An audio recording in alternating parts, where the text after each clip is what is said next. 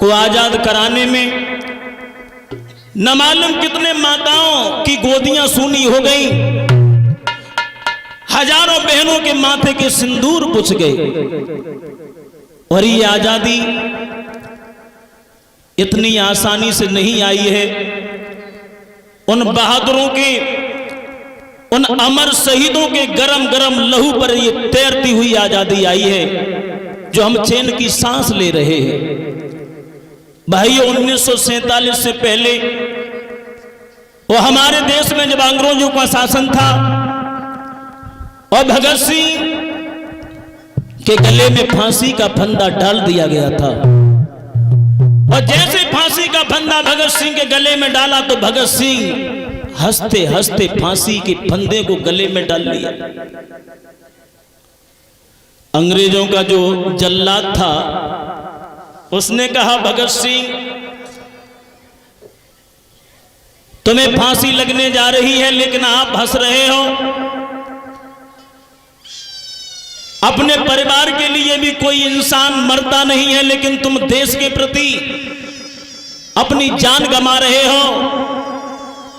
तो भगत सिंह ने एक बात कही थी, तुझे मालूम नहीं। और भगत सिंह ने कहा था कि महक दे सिल पर घिसकर उसे चंदन समझते हैं। महक दे सिल पर घिसकर उसे चंदन समझते हैं, और वतन के काम जो आए सफल जीवन समझते हैं। और सुन जेलर, और वो और होंगे जो मरने से डरते होंगे। अरे वो कायर होंगे जो मरने से डरते होंगे, क्योंकि वतन पर मरने वाले तो मौत को अपनी दुल्हन समझते हैं। तू हमसे कह रहा है कि देश के पीछे मर रहे, लेकिन तुझे मालूम नहीं है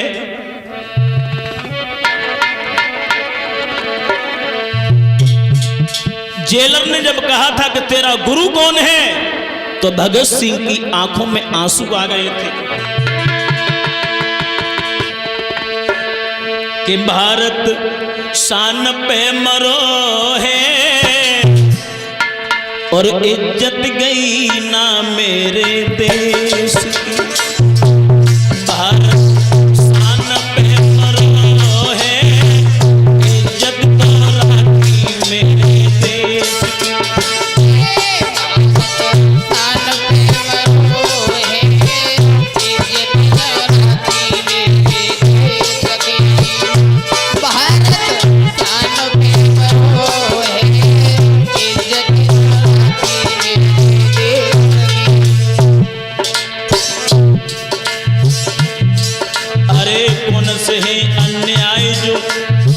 अंग्रेजों ने किए नहीं, और है दुर्भाग्य कि दयानंद जी ज्यादा दिन तक जिए थे।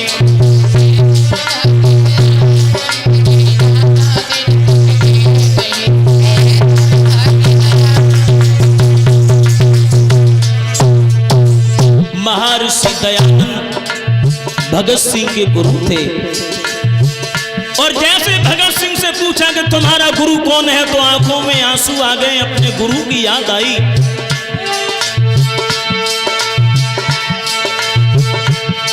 और कौन से है अपराध जो भारत वालों ने वो सहे नहीं,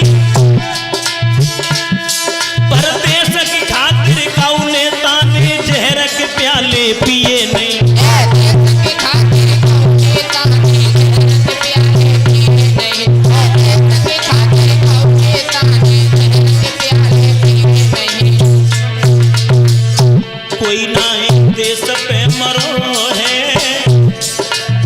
महर्षि दयानंद को अरे एक बार नहीं 3 बार जहर पिलाया गया था, लेकिन महर्षि दयानंद केवल इस देश की खातिर जहर के प्याले पिए। बताओ कौन नेता है जो जहर के प्याले पी सकता है? लेकिन मेरे भाइयों, इस सनातन धर्म को बांटने की कोशिश न करो। इस सनातन धर्म के खंड खंड करने की कोशिश मत करो। कोई नए देश पे मरो है, कोई नए देश पे मरो है, इज्जत तो राखी भारत देश की।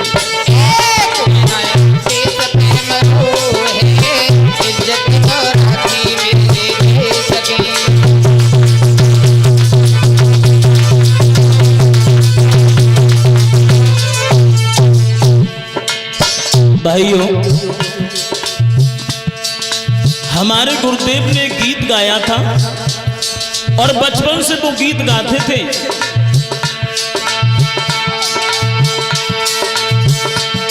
अरे हरा भरा वीरों से हरदम और प्यारा हिंदुस्तान रहा, और सब देशों में देश हमारा प्यारा हिंदुस्तान रहा।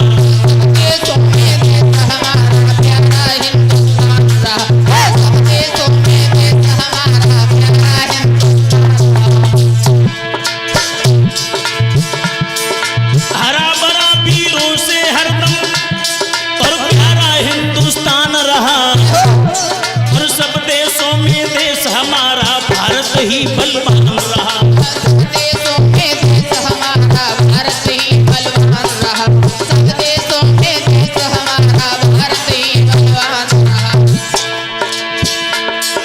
त्रेता में श्री रामचंद्र ने, त्रेता युग में रामचंद्र ने रावण को संहारा था, और द्वापर युग में श्री कृष्ण ने राजा कंस पछाड़ा था।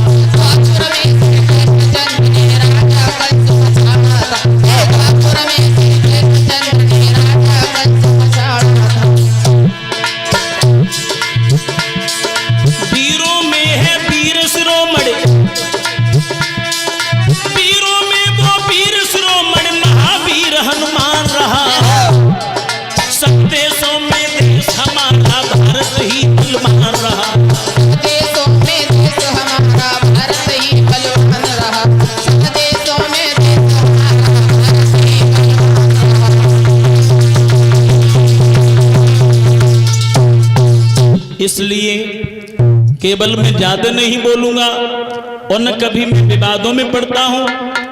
केवल हम यही संदेश देना चाहते हो, अगर धर्म से जुड़े हुए हो तो केवल समाज को जोड़ने का काम करो, और धर्म से जुड़ने के बाद में धर्म की आड़ लेकर राजनीति मत फैलाओ समाज में, और इस सनातन धर्म के खंड खंड मत करो। केवल मेरा हाथ जोड़ के यही निवेदन है जयदेव रावण से, और कहने का मतलब यह है कि आप हथौड़ा बनकर ताले पर वार करना मत सीखो, केवल चाबी बनकर प्रेम से ताला खुल सकता है। हथौड़े ने चाबी से कहा कि चाबी तेरे से ज्यादा, लगभग तेरे से 100 गुना हमारे अंदर वजन भी ज्यादा है, और हम ताले पर प्रहार करते हैं लेकिन फिर भी ताला नहीं खुलता है, लेकिन तू जरा सी है और ताला खुल जाता है। तो चाबी ने हंस के कहा कि सुन ताले, तेरे अंदर वजन भी ज्यादा है और हमसे 100 गुना वजन है, लेकिन तू जो प्रहार करता है ताले के ऊपर से, लेकिन मैं प्रेम से ताले के अंदर तक जाती हूं और मैं जंतर मंतर से निवेदन करती हूं ताले से, तो ताला खुल जाया करता है। केवल तुझ में और मुझ में यही अंतर है, तो केवल ताली बनकर ताला खुल सकता है। हथौड़ा से चाहे कितनी चोट मारो, लेकिन समाज तुम्हें कभी भी अच्छी दृष्टि से नहीं देख सकता, और कभी भी तुम समाज को अपना नहीं बना सकते। बोल गोविंद भगवान।